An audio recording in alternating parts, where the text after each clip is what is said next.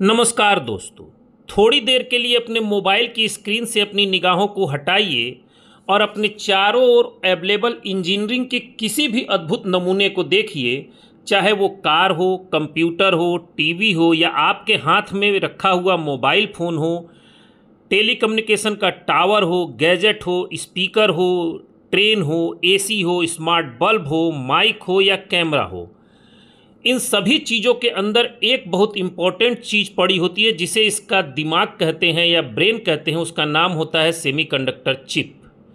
तो आज हम इसी सेमीकंडक्टर चिप के बारे में बात करेंगे और ये जानेंगे कि वास्तव में सेमीकंडक्टर चिप होता क्या है, भारत में सेमीकंडक्टर चिप के प्रोडक्शन की क्या स्थिति है और वर्तमान में कौन सा देश सेमीकंडक्टर चिप प्रोडक्शन के मामले में नंबर 1 है। मेरे वीडियो को आप अंत तक जरूर देखिएगा क्योंकि मेरे वीडियो में सिर्फ न्यूज़ नहीं होता है, उसमें बहुत सारी ऐसी टेक्निकल जानकारियां होती हैं जो हर व्यक्ति को लगभग मालूम होना चाहिए। तो सबसे पहला प्रश्न ये आता है कि सेमीकंडक्टर चिप होता क्या है। तो देखिए, मटेरियल 3 तरह के होते हैं। एक होता है इंसुलेटर, दूसरा होता है कंडक्टर और जो इन दोनों के बीच की प्रॉपर्टी रखता है उसको कहते हैं सेमीकंडक्टर। और सेमीकंडक्टर की ही खोज का नतीजा है कि आज दुनिया AI तक पहुंच गई है। सेमीकंडक्टर की प्रॉपर्टी ये होती है कि 0 डिग्री सेंटीग्रेड पे ये 100% इंसुलेटर जैसे लकड़ी समझ लीजिए और रूम टेम्परेचर पर यह लगभग कंडक्टर जैसे कॉपर समझ लीजिए की तरह बिहेव करता है। जब सेमीकंडक्टर में 5th या 3rd ग्रुप की इम्प्योरिटी मिलाई जाती है तो इसको कहते हैं एन टाइप सेमीकंडक्टर और पी टाइप सेमीकंडक्टर।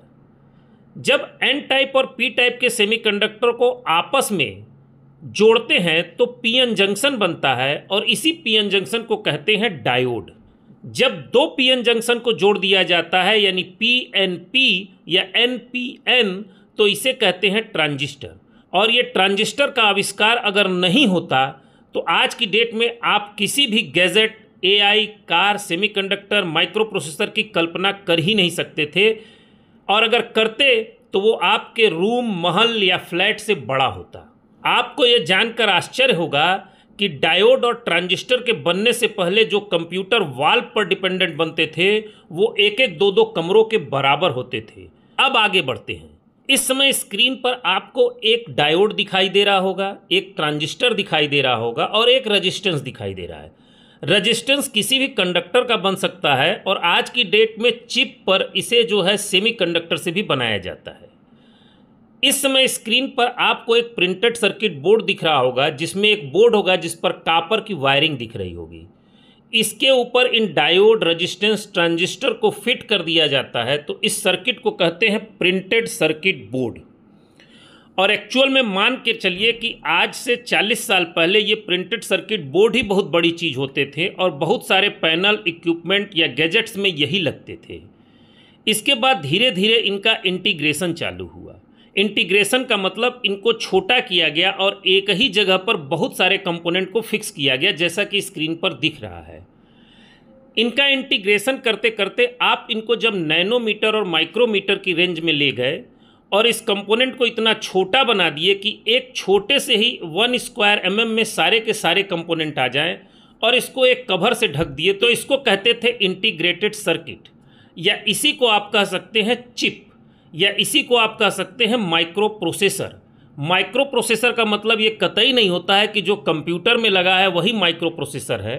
आपके घर में जो बेल लगा है और जिंगल बेल कर रहा है उसके अंदर भी चिप लगी है, उसमें भी एक प्रोसेसर है जो ये प्रोसेस कर रहा है कि बटन दबाने पर कौन सा गाना सुनाना है। तो मेरे हिसाब से इतने में तो आप समझ गए होंगे कि सेमीकंडक्टर चिप क्या होता है। अब इस सेमीकंडक्टर चिप को बनाने में कठिनाई ये है कि जब हम नैनोमीटर या माइक्रोमीटर की रेंज में जाते हैं तो उसकी टेक्नोलॉजी अभी तक इंडिया में अवेलेबल नहीं है और सेमीकंडक्टर चिप को बनाने के लिए जिस मटेरियल की ज़रूरत पड़ती है उसकी माइनिंग अभी भारत में बहुत कम स्तर पे होती है। तो कुल मिलाकर कहने का मतलब ये है कि भारत में सेमीकंडक्टर चिप को बनाने की जो टेक्नोलॉजी है वो अभी तक नहीं आई है। अब बात आती है कि भारत की स्थिति की। आपको यह जानकर आश्चर्य होगा कि इस वीडियो के शुरुआत में जिस भी गैजेट का नाम लिए, चाहे कोई भी इक्विपमेंट हो, एक भी सिंगल चिप का डेवलपमेंट या प्रोडक्शन इंडिया में नहीं होता है। वर्तमान में भारत सेमीकंडक्टर चिप के लिए दूसरे देशों पर निर्भर होता है और इंपोर्ट करता है। एक अनुमान के मुताबिक भारत प्रतिवर्ष लगभग 1.25 लाख करोड़ के सेमीकंडक्टर चिप को इंपोर्ट करता है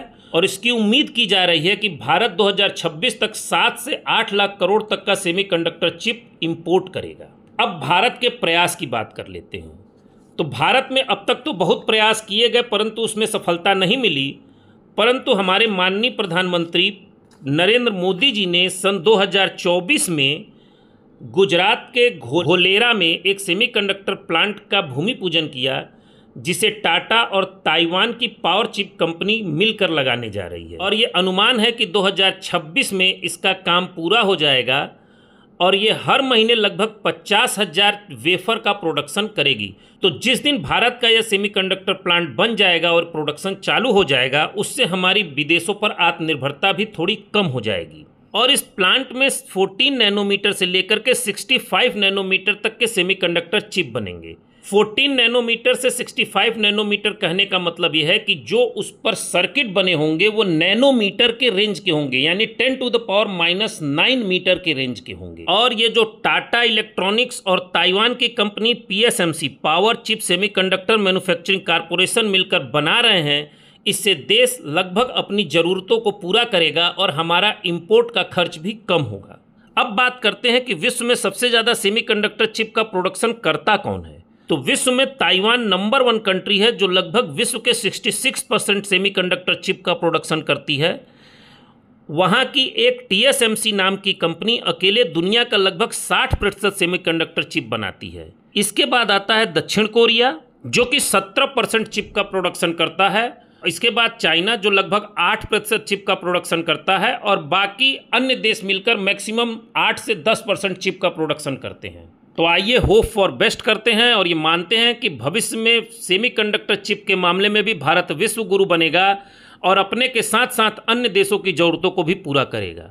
इस वीडियो में बस इतना ही। मेरा वीडियो पसंद आया हो तो सब्सक्राइब, लाइक, कमेंट और शेयर जरूर कीजिएगा। धन्यवाद।